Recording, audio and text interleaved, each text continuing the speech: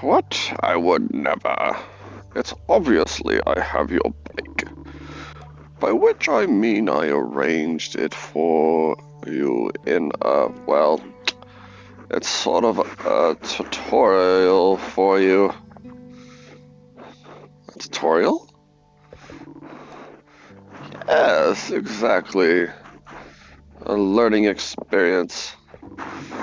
You see, Sable, before one can own their own bike, they must prove they can ride a bike by taking a test.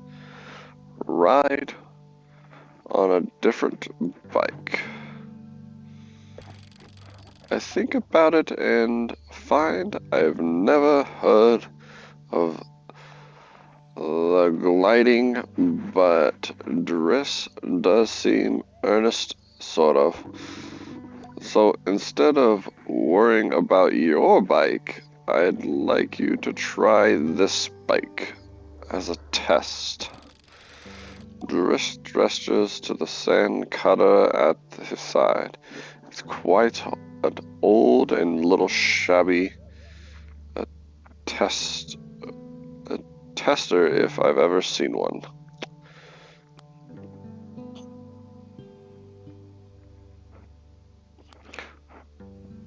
What's the bike's name? Driss seems scandalized. That's a bit personal, don't you think? Just sand cutter will do for now. Youngsters these days always asking questions. Now ride the bike through the ring and back. And here's some advice for you, my young glider. Don't fall off! You don't fall off.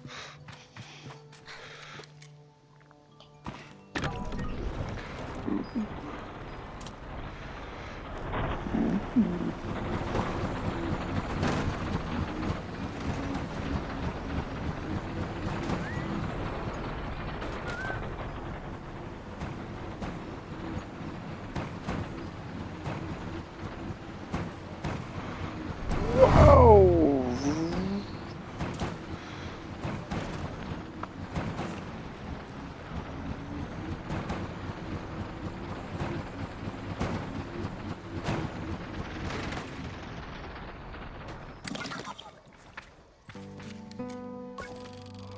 I returned to Driss, who somehow managed to seem caught off guard despite knowing I was coming. Sable, congratulations. How was your first pre-glide ride? Any strange rattles, unexplained hissing, small fires? What do you mean fires? Surely you'd noticed if you were on fire even a little bit.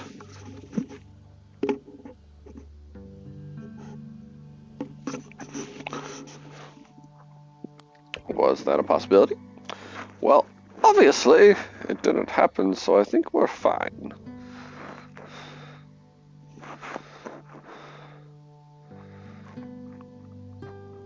Driss is...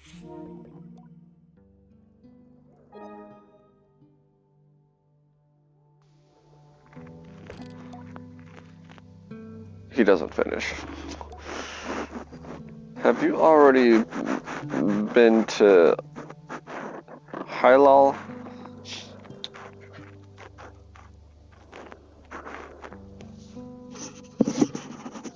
Am I not getting a bike? Well, you're getting the use of this sand cutter. That's something, eh? You can borrow it to run little errands. My little errands? And Halal got something to show you, too. Help you out with more of that, mobility you're after. With my confidence in this exercise only lightly tarnished, I thank Driss very much for this help and his bike, and I depart for Hilal. Hey, sir.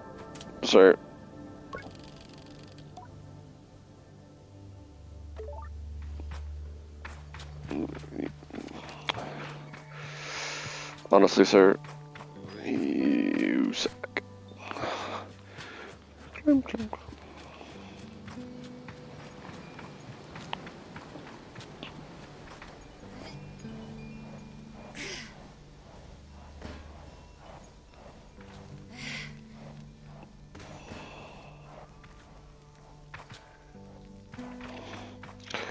There is a person to talk to over there.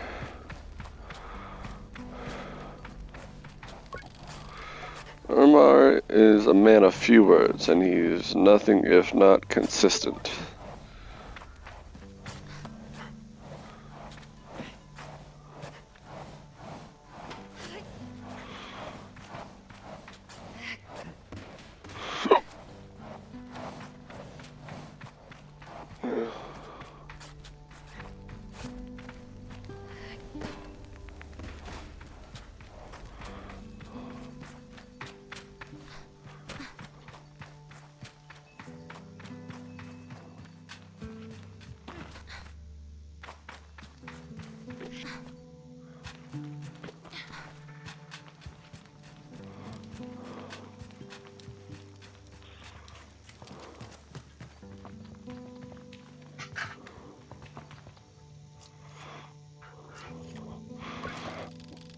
As I approach Halal, they give an enthusiastic wave. I've always appreciated Halal's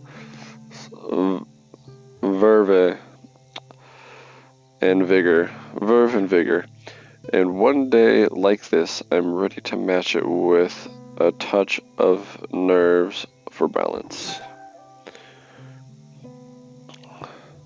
Sable, take this. Halal hands me a small round stone. As it nestles into my palm, I feel warmth not borrowed from Halal's hands, but emanating within. I run my thumb over it and find it softly electric, like static on cloth.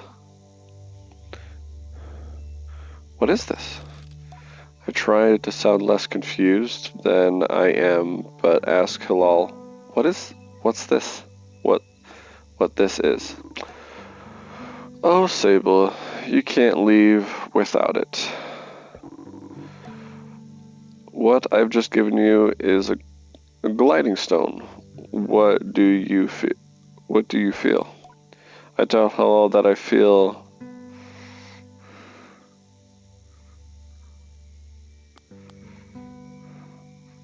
electricity. Then you're doing it right. What you feel in that stone is openness. I look at the stone. It seems quite closed. Gliding stones are vessels for perpetual. They suck up its power like little sponges and hold it there for you to channel.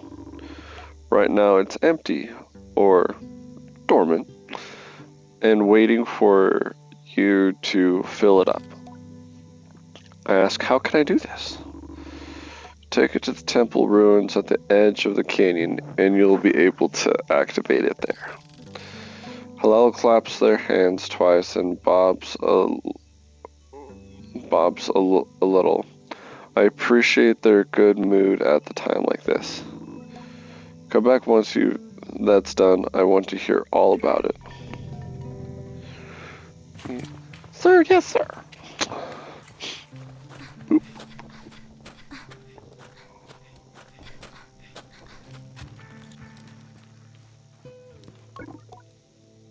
Logging in. Hello, Sable. Unread messages, 0. Have a good day.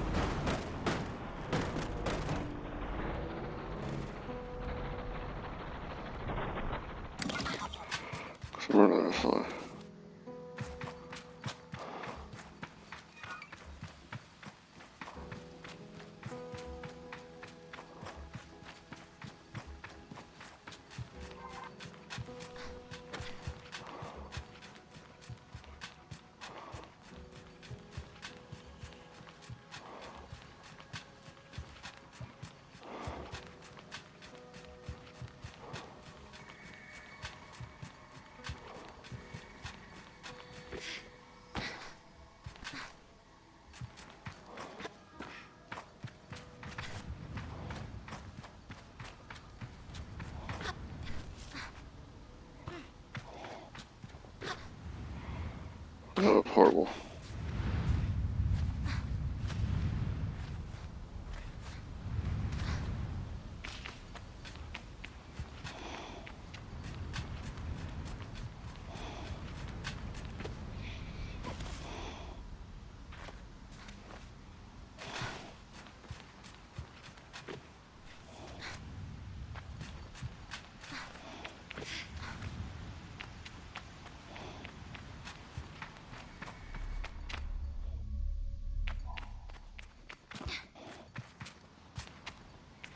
What are you?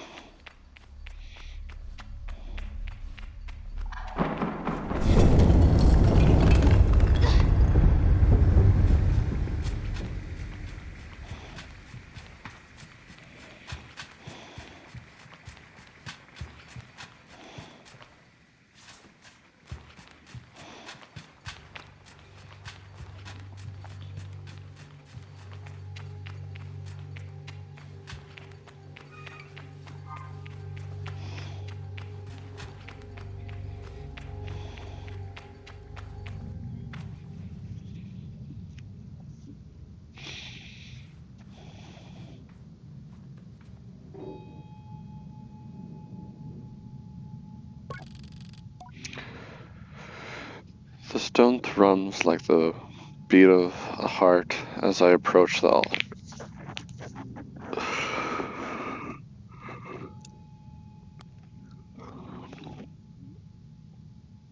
Exhilarated. I'm ready for Rohana to know me. I'm ready to know myself. I feel her curiosity in this sacred place. I know I am in her sight.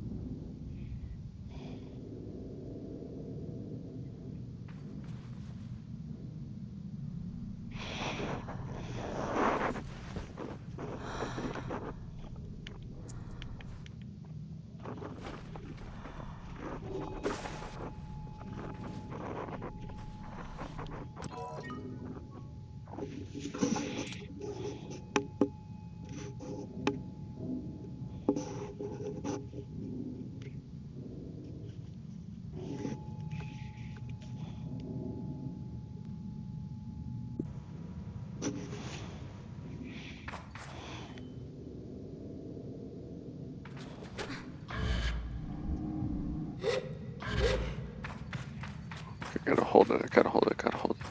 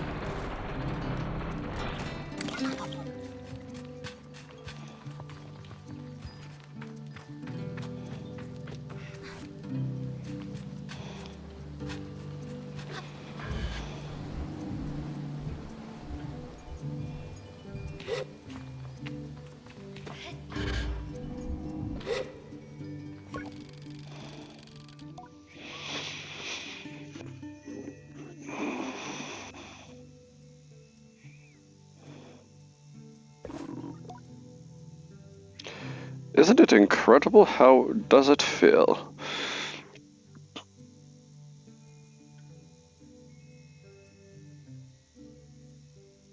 Exciting, true freedom. I tell her that hovering is exciting and ramble for a moment for all the things I'll be able to do when I'm out there in the world. Most of them involve me falling on my head and I'm not getting hurt, but I'm sure I'll come up with more in practice. Right? Can you do anything you want? Hilal's mood doesn't darken, but in the sigh they let out holds a bit of sorrow. You're very lucky, you know. I miss it so much, that feeling just floating on the breeze. But I suppose it's best that it fades with age, Or else I might never come back with my gliding. I'd just be out there heaving myself into chasms.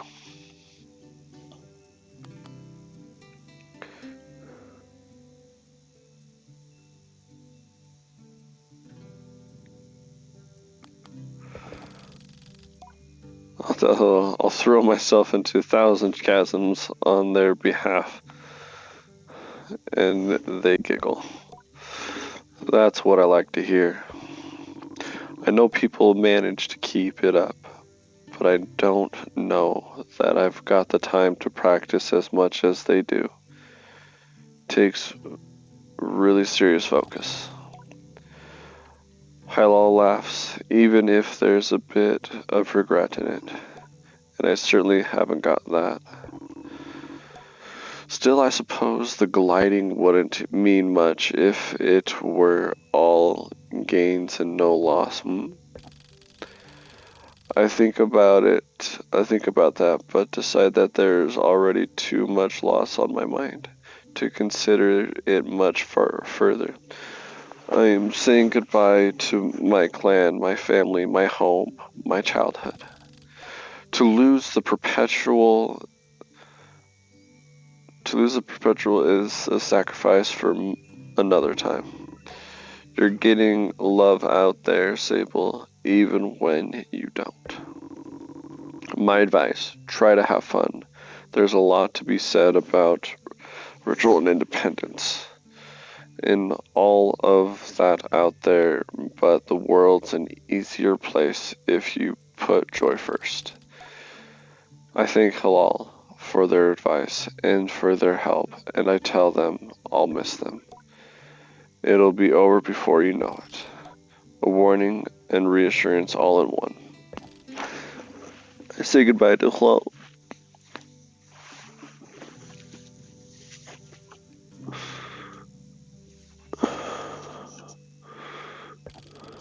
Before I go, Halal gestures towards the tower. It seems he wishes to see me there before I leave the clan.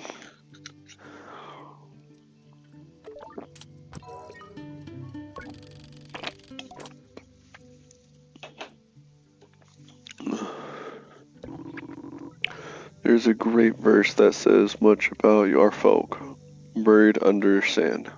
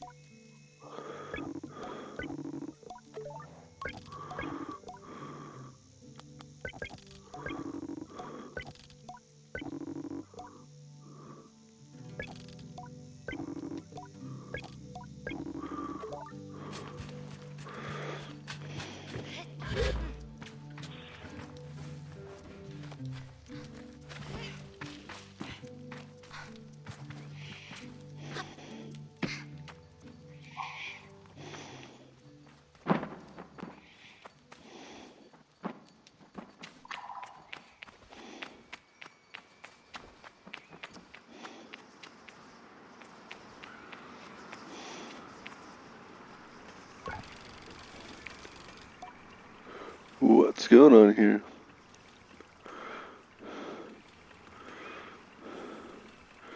Sizio's an outclanner to the Ibexi, but I have known her for nearly as long as I can recall, and think of her more of kind of a distant relation than sort of an outsider.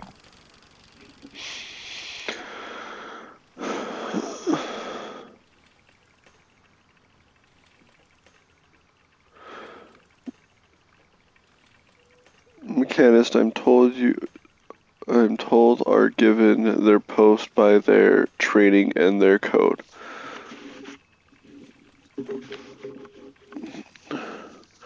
Must go to where they're needed, but Sizio has been among us so long that it's easy to forget it's an assignment first and foremost.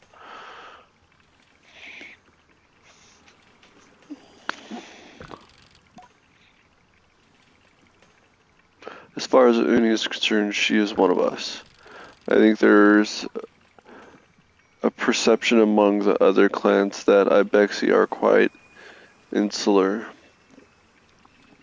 or that designation of Ibexi versus outclanners suggests some nervous othering of those who are unlike us. But in practice, such things are more the result of our nomadic nature. We seek to know who will travel with us and who we must leave behind, but all are welcome to join. I'm always pleased that Sizio did.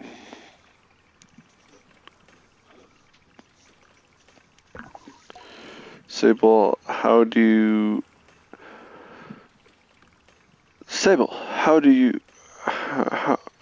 you do, clan child? I can only think of one thing.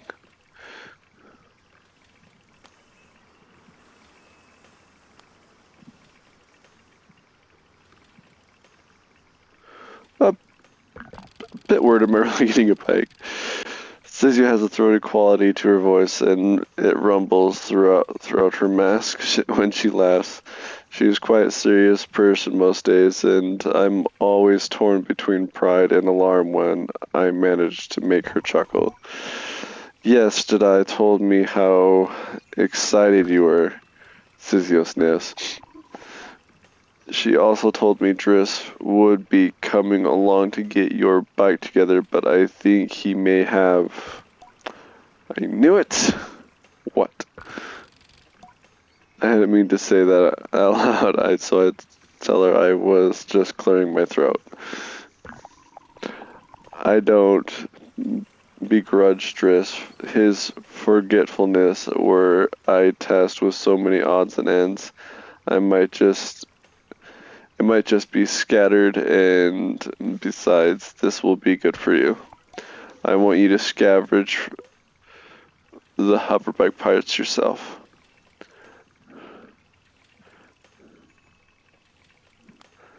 That sounds like an adventure. Let's see what that like. I tell Sizio I like the sound of that. A little adventure before my big one. It's more meaningful than you know. To bond with one's bike before it has taken form is more privilege than labor. Here, take this. Sizio hands me something. A navigator. This is a navigator. You can use it to mark waypoints on your compass. It should be useful for finding old parts. I asked Sizio where I might start looking. Our bikes are reborn in the ruined ships and fragments spread apart. A good start would be the ship down there near the camp. You'll find another up the great rock near other side of the canyon, and another at the old dam on the hill.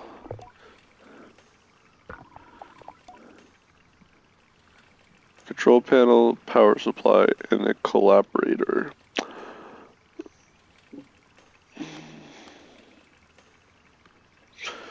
Do most gliders make their own bikes?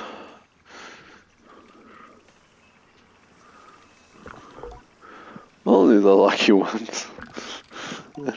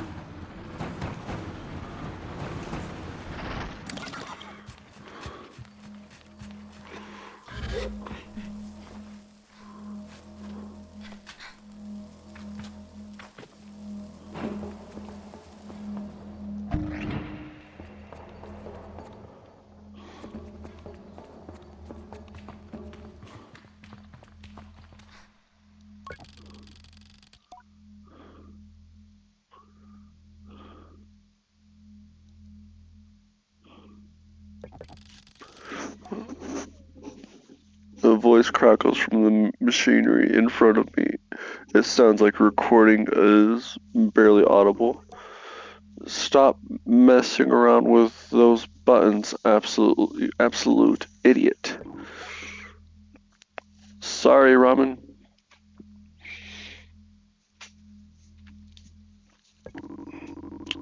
Concrete, I don't think I have to remind you how much work it was to get this far. We're almost there.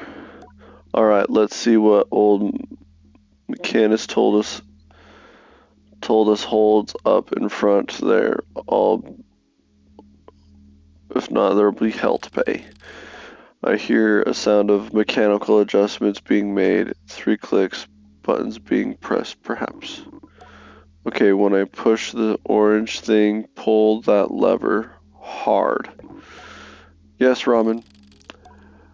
The sounds of click and a loud grunt before snapping sound.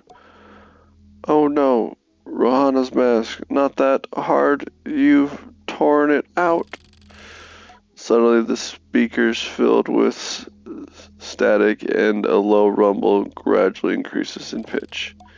And the sounds of someone cheering. It worked! We're flying! More cheering is that sound of someone dancing.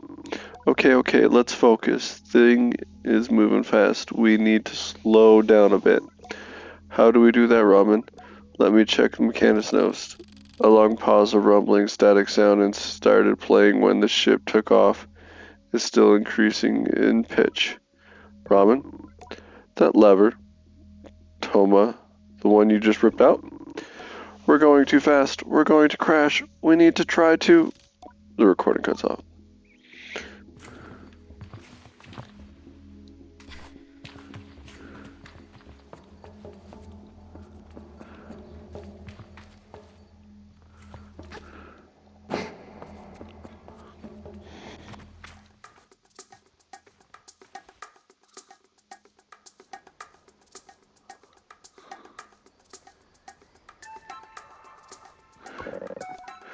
Are you looking for a calibrator? I'm immediately on guard. Someone always has been a mischief maker and then taken tremendous pleasure in tormenting me. In theory, I'm older, more experienced, and should be more than able to withstand it. In practice. You won't find it there. I've hidden it. You'll never find it. Never, never! She never fails to get me.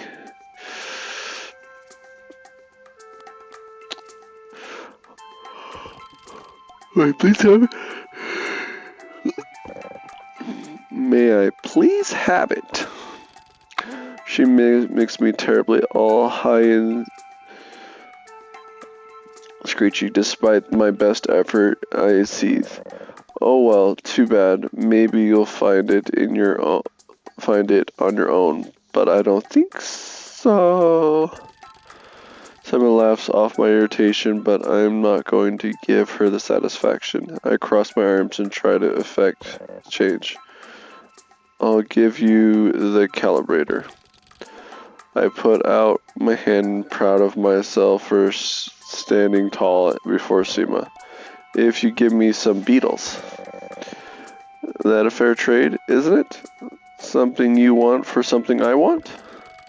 I try to decide if it's more mature to push her over and steal the calibrator or to acquiesce, but I simply staffle and sigh, shake her little hand. Perhaps some of the adults in the camp know where I can find some.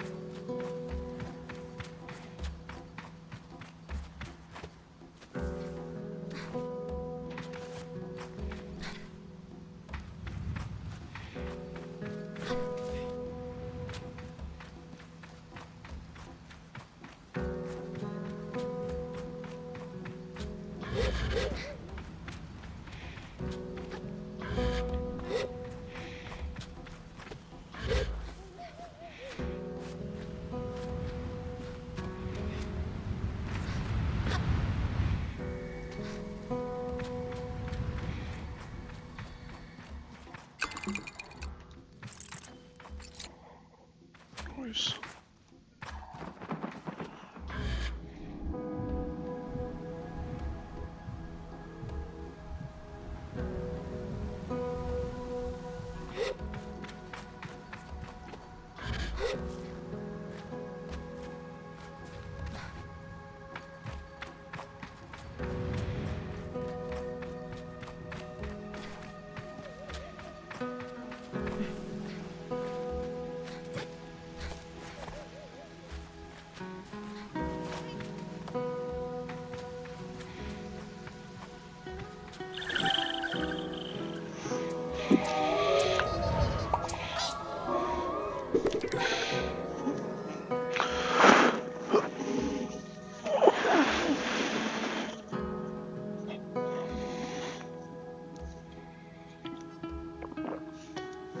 Chum egg offered by chums. They're planting themselves into the ground perfectly smooth and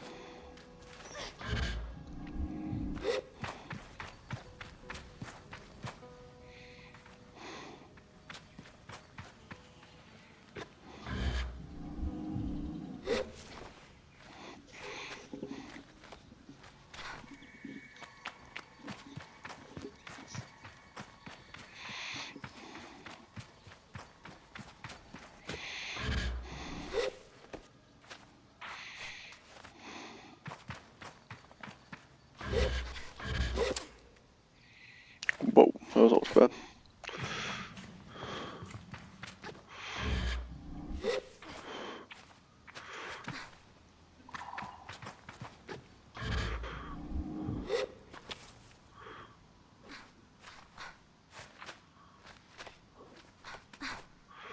Well, guys, this has been the game of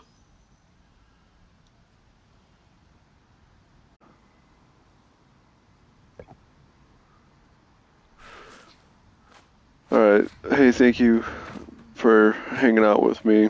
Again, my name's Snowbird Junkie. It's my first, recording and part of a playthrough. As we kind of wrap things up here, if you guys have recommendations of playthroughs that I should do that you'd like to see, please, comment, let me know. If you think this is dumb, I'm cool for thumbs down. If you think this is cool, games like this, I'm happy to continue to play games like this. If anybody's out there wanting to team up and play like a cooperative game, I'm all for that as well. And as we wrap this up and get to where we're going to be building our bike, just know that, I'm one of those people that will always be out here to support you and have a great time. Like, that's ultimately what we're here to do, is those things, support each other as gamers. This sounds like it's about to explode. No lie. Just imagine mounting that bad boy on the back of a bike. Just flying. Is there anything else I could do in this thing? Well, looks like we're going down.